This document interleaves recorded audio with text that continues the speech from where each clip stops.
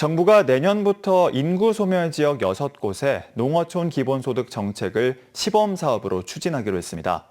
한 명당 한 달에 15만 원을 주는 제도인데요.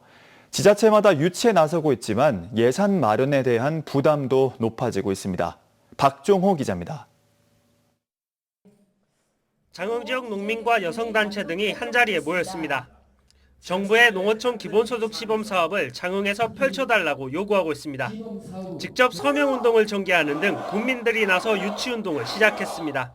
전남에서도 장흥이 가장 낙후되고 그럼 뭐든지 선봉해서 일을 추진하는데 장흥이라고 하면 꼭 배제를 너무 많이 시키더라고요.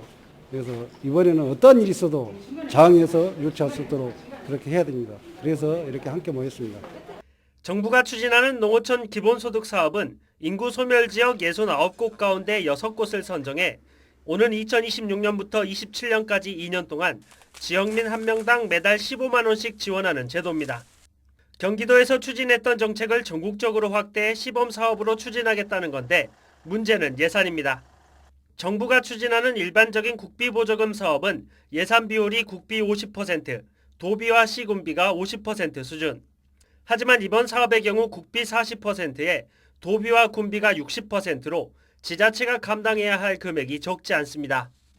장흥군의 경우 3만 4천여 명을 대상으로 1년 동안 222억 원의 지방비가 필요한데 장흥군 1년 예산의 4% 수준입니다. 여기에 수억 원대의 시스템 구축비나 지역사랑 상품권 발생 수수료 등 추가로 들어가야 할 비용도 전액 군비 부담입니다. 재정 자립도가 10% 미만으로 인구가 계속 줄고 있는 군 단위 지자체에서 감당하기엔 부담스러운 게 현실입니다. 국비 부담이 매우 적다는 것, 그리고 지방비 부담이 높다는 것은 앞으로 개선해야 될 과제라고 생각을 하고 있고 전남도의회에서도 이 부분은 개선을 촉구하고 있습니다. 전남에서는 담양군을 제외한 강진과 신안, 고흥과 영광 등 14개 인구 소멸 지역이 사실상 모두 신청을 준비하고 있는 상황. 본격적인 사업 시행에 앞서 국비 비율 조정 등 제도 보완이 시급하다는 목소리도 높아지고 있습니다. MBC 뉴스 박종호입니다.